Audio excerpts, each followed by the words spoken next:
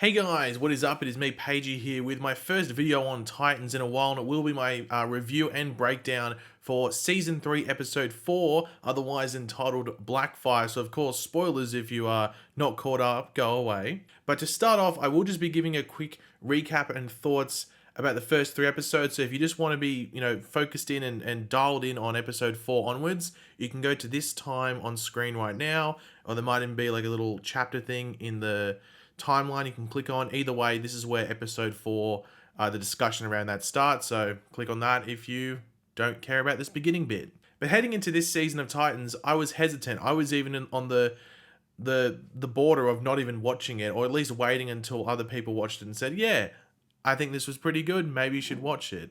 Now, season 2, I'm not gonna, you know me, I'm not too negative, so I'm not gonna sit here and this is gonna become a season 2 diss track, but it wasn't good. But season 3 is a massive improvement from season 2. Now, I've seen people saying it's due to a budget increase because it moved to HBO Max, but to me, it doesn't look crazy different outside of maybe like the size and scope of scenes, which isn't a little improvement. Don't get me wrong, that's still a decent size improvement and improves the quality and look of the show. But the reason the show is so much better now compared to season 2 is pretty simple, and that's the writing. Every character, even down to side characters like Barbara Gordon, who we met in episode 1 and who has been recurring, and even Scarecrow, are written great. They fit that character and they serve their purpose and they fit into the show really, really well. The whole show as a whole just feels written consistently and just very well, and everyone plays a part. It doesn't feel like there's any outsiders, which was an issue, especially in season 2, but even in season 1, which I thought was still a solid season. The only character which is a bit dodgy still, and I think will remain a bit dodgy if he keeps showing up, is Bruce Wayne slash Batman, even though it's just Bruce Wayne on the show. But this Titans version is like meant to be a weird, like unorthodox version of Bruce Wayne, so it is hard to judge that aspect of the writing too much. But in regards to the first 3 episodes, the major points, we had Jason Todd being quote-unquote killed by Joker, Bruce Wayne murders Joker and then retires, Dick Grayson then moves the Titans to Gotham to sort of fill that void left by there not being a Batman and all the criminals knowing about that. But, when Batman leaves, we have a new power known as the Red Hood beginning to rise within Gotham City within the criminal underworld, while also making his brand of the Red Hood, if you want to call it, known through other people committing certain public crimes.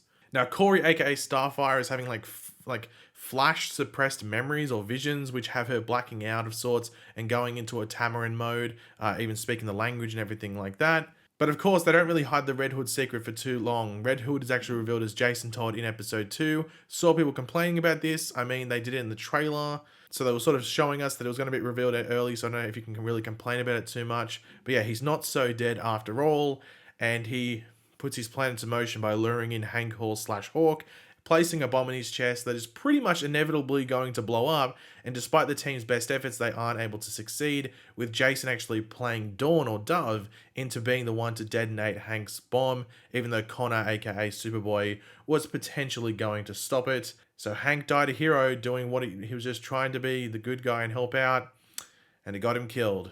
R.I.P. Hank, R.I.P. Hawk. But we start off the episode by seeing Jonathan Crane, aka Scarecrow, in Arkham getting his daily dose of pills, as you normally would in prison, especially in a place like Arkham, and he's attacked by an orderly. I just to call them an orderly because that's the word I would use if I saw someone like that. So he's attacked by an orderly who is attached to Red Hood. Well, apparently we're led to believe this is all ambiguous and no one knew, and this is like a secret attack. So Scarecrow is apparently on the hit list, and it appears it's due to him helping out Dick and the Titans, like Barbara says when talking to Dick and bringing up that maybe there should be some recovery in morning time after the death of, Hawk or Hank last episode. But speaking of last episode, there's a lot of fallout and just mourning, like I just brought up there, following what happened last episode. So we have Connor, aka Superboy, with really his only stuff in this episode, dealing with that fallout from the end of last episode, where he feels he failed everyone. He failed Hank, and that Superman would have succeeded, and he feels lesser of it. And Connor is just worried about that, that bad side of him coming out, that Lex Luthor side, and feels that everyone is almost, waiting for that moment, but it's really just within him where that's coming from.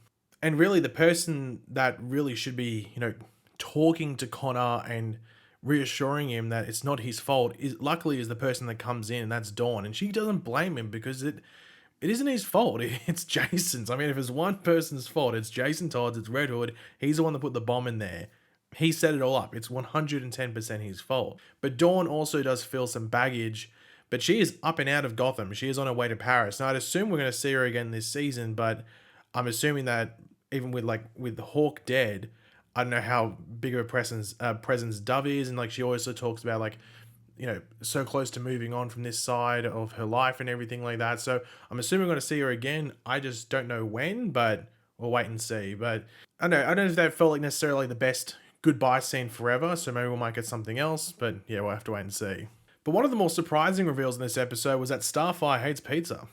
Like, who would have known? Well, it first appeared that way. It definitely appeared that she didn't like when Gar had that pizza. Just like, hey, that's not happening around here. But of course, it's just another case of Corey in this like blacked out trance state sort of thing. And it's clearly getting to Corey mentally as she has like just no idea what's going on and has no control over what's happening. And there's just like unsurety. It's not a very, there's not a lot of clarity around that situation. So of course she'd be a bit worried if not scared. Which leads to another conversation with that psychiatrist from last season, Justin, who everyone like, there's been a discussion like why he's here. I can sort of see why he's still here because it gives Corey like an outsourced way to speak to someone, or like a source on the outside which she can speak to, and it's not just her speaking to Dick or speaking to Gar or Connor or anything like that. It's speaking to an actual professional that knows who she is. So I understand why he's still there. But yeah, he pushes her in the right direction, and it actually leads to Corey going into Batman's special meditation tank. That's what I'm going to call it, where she should be able to block certain things out, which actually does lead us to seeing a much better look at this vision dream thing that's going on. And we do find out that it's her sister, it's Blackfire. That's been the person whose POV or point of view that she's been seeing all this time. She's been going through, I guess, the torture, or at least the not very good situation that Blackfire is in. But that isn't it. Corey actually ends up getting out of the meditation chamber, knocking Gar down, locking him in the trunk of a car, and driving into the middle of nowhere. Just your casual reaction, but of course we didn't see all this. We're meant to, this happens off screen, and it's actually, we get to sort of experience one of Corey's blacked out dream things. We're usually seeing other people's, POV or point of view of it when she comes for them and starts attacking them. But we get to see Corey see that vision just wake up in the car in the middle of nowhere. So I thought it was good they actually showed us that before I would assume these visions end. But Gar does suspect it's for a reason, like why they are in this specific situation. And he does find a secret hatch under the car where Corey stopped. And of course, it's a mysterious hatch in the ground. Of course, we're going to go down it. Now, I did like how Corey was able to use her visions almost like a map, almost like a cheat code, if you want to call it, in order to lead them to Blackfire in that underground base or area, even though I'm sure they would have found it eventually. I guess it got to them in a quicker way. And though you would think there would be like a hostile greeting or an environment down there if they were caught out, it's the opposite, which surprised me a bit. There's actually only one scientist down there, and he's just sort of like I don't know if he's necessarily chill, but he's definitely a guy that doesn't necessarily care too much, and he's been put down there because maybe he's not very good at anything else. So he's down there, but he does claim that Blackfire belongs to the US government. He's like, no, he belongs to the government, you can't take her, and is being kept safe by a defense contractor who specializes in the extraterrestrial and the threats that they may have. So I do wonder who that could be. I can't remember if they actually name it in the episode. I don't think they do. If they did, I must be having a mind blank and I skipped it. So I don't know if that's going to come back into play. I would assume they just kept that ambiguous for a reason, but yeah. But the plan is pretty much to keep Blackfire in that cell. Like, that's what the government's plan is. Keep her in there until she dies. It's just the best and safest way to deal with the situation in the government's opinion. And I was surprised when Corey left at first and she was like, I'm out of here, goodbye. I was very surprised when that was the case, but that does quickly change and they do go and get Blackfire. And I'm very intrigued to see how that plays off next episode. Like, I am sort of surprised this episode was called Blackfire because she's only real in the episode for like, in regards to speaking as well, maybe like 5 minutes, or maybe a bit more. But I don't know, if I thought about this episode, I would think maybe the episode was more focused on even like Scarecrow or something like that. Or yeah, I'm not too sure. But I guess they already had an episode called Starfire previously, so they can't call it that. So, but yeah, I'm intrigued to see and looking forward to seeing more of this Blackfire-Starfire relationship on the outside and just them as sisters. Let's see how it goes. But the other storyline that's going on this episode involves Dick, Scarecrow, some Red Hood, some Barbara, pretty much just a Bat family story, or definitely a Gotham-based story. And we have Dick hearing from Barbara Gordon that Scarecrow or Jonathan Crane is set to be moved out of Arkham, but he quickly realizes that it's a ploy in order to help Red Hood free Scarecrow from prison, so he has to intervene. Now, Dick does stake out Scarecrow's like prison transfer vehicle thing. He does knock the guards out and kidnap Scarecrow. Of course, it's all caught on camera, so Dick's putting his neck out there. However, Red Hood is also watching. It's not just this, the CCTV cameras and stuff like that. Red Hood is watching as they leave, and Dick does take Scarecrow to the cabin in the woods that was actually used by Bruce in order to train his Robins. So Jason, or Red Hood, knows about this house, so it's not going to be too long until he comes a knocking. Now, I really did like the interactions between Jonathan Crane, Scarecrow, and Dick Grayson in this when they get to this cabin in the woods. We have like the Scarecrow accusing Batman of teaching Dick and Jason how to wield their fear like a weapon, and Scarecrow makes this claim that he just wants Dick to stop trying to prove something, and that Gotham will take care of Gotham, if you want to put it. Now, Dick sort of reverses this and in turn acknowledges that he knows that Red Hood is actually working with Scarecrow. It's like, hey, you're not fooling me, I know. And that he knows Scarecrow is the one who actually helped Jason or Red Hood in the first place. But then we see Scarecrow try to flip it over again. It's a lot of flips and turnovers and stuff, and it's a good verbal battle here.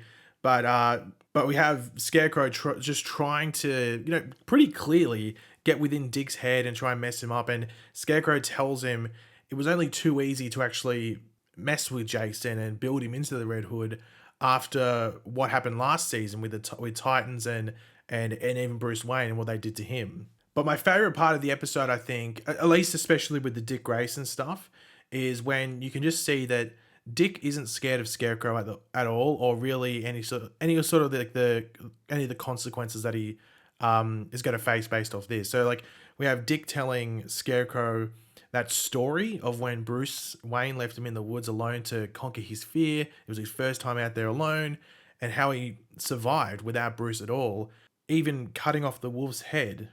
Just highlighting really perfectly how messed up that whole setup and system was. And as the perimeter warning in the cabin alerts them that, or at least alerts Dick that Red Hood has found them and is getting close, he tells Scarecrow that he didn't fear the wolf in the woods, but that it should have feared him. And of course, we see that he cut the wolf's head off. It's, as I said, it just really highlights how messed up that whole setup and system was, and that Dick is messed up because of it. And you can see where that led Jason and everything like that.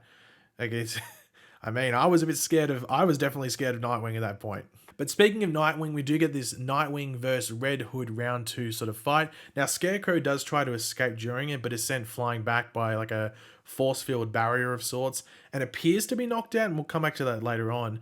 But before that, during Dick's capture of Scarecrow and their traveling sequence, their cross-country road trip, Barbara Gordon had put out a lookout and search for his car, and after they were able to track him down to the woods they were in the cabin, a helicopter is actually sent out and attempts to shoot Red Hood, but it actually hits Nightwing instead, which not only allows Red Hood to escape, but potentially Scarecrow as well, or Red Hood to go get Scarecrow and leave. Now, I'm not sure if he was supposed to have died. I'm talking about Scarecrow. I'm not sure if he was supposed to have died after hitting that force field. He just sort of like looks like he gets knocked out. I would assume he is still alive, but he isn't in the cabin when Dick gets back in there. So it's at the very least another loose end that Dick has to deal with, and I'm very interested to see where that goes and whether Scarecrow is still alive. I would assume he is, but it also is even though Dick says he's not scared of the consequences, I think he is now potentially that Scarecrow is gone, or at least if he can't find him at the beginning of next episode, because he put his name, like he's been caught on TV taking Jonathan Crane or Scarecrow, and now he's not there. So he was trying to keep him away from Red Hood, but now potentially he's handed Jonathan Crane or Scarecrow to Red Hood on a platter, and he also copped a bullet from like a sniper from a helicopter. So pretty much everything that went bad, or that could have gone bad here, went bad outside of Dick dying, I guess. That's the only thing that didn't go bad.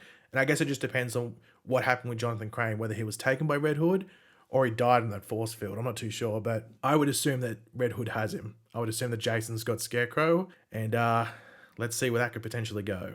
But overall, this was another great episode for this season. I was going to say 3 from 3, but they're 4 from 4. They've got 4 great episodes in a row that If they don't need to focus on a character, they won't. They won't force that character into an episode and just feel like they have to mention stuff, which some of the previous seasons had, or sometimes they would do it all in one episode and it felt like it was too much. They seem to be focusing on, certain characters each episode, and it works. And I really enjoyed this episode as well.